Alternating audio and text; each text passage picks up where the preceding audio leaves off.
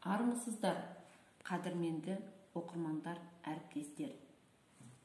Кие тұнған Қазақстан рухани дәуірдің бастауы тақырыбындағы әңгімені назарларыңызға ұсынамын. Қожа Ахмет Яссауи кесенесі Түркістан қаласында 14 ғасырдың соңында тұрғызылған архитектуралық ғимарат. Қожа Ахмет Яссауи дүние салғаннан кейін халықтың көп жиылуымен өзіне арнап соғылған кішкене мазарға жерленеді. Кейін бұл кесене мұсылмандардың жаппай тәуіп ету орнына айналады. 1396 жылы Орта Азияның билеушісі Ақсақ Темір Қожа Ахмет Яссауидің ескі мазарының орнына жаңа кесене салу жайлы бұйрық береді. Орта ғасырларда бой көтерген ең керемет сәулет өнерінің бірі саналатын аталмыш кесенеде қазақтың 21 қаны жерленген деседі. Кесене салынып жатқан кезде қайта-қайта құлап қала берген екен.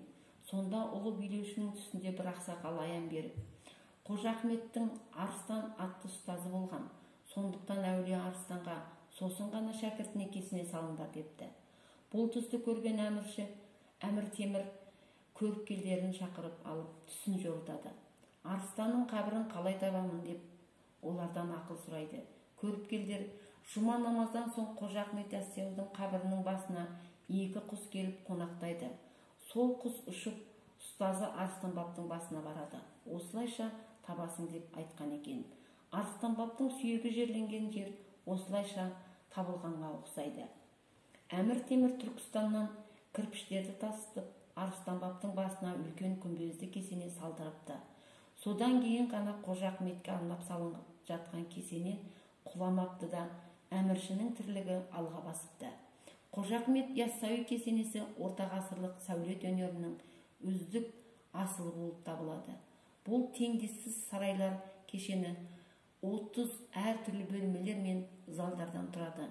Негізгі күмбездің сыртқы диаметрі 40 метр, жоғары дөңгелегі 130 метр, мұнараның биіктігі 12 метр. 2003 жылы маусымда Парижде өткен ЮНЕСКО-ның 27-ші сессиясында Қожа Ахмет Яссауи кесенесі дүниежүзілік мәдени мұра тізіміне енгізілді.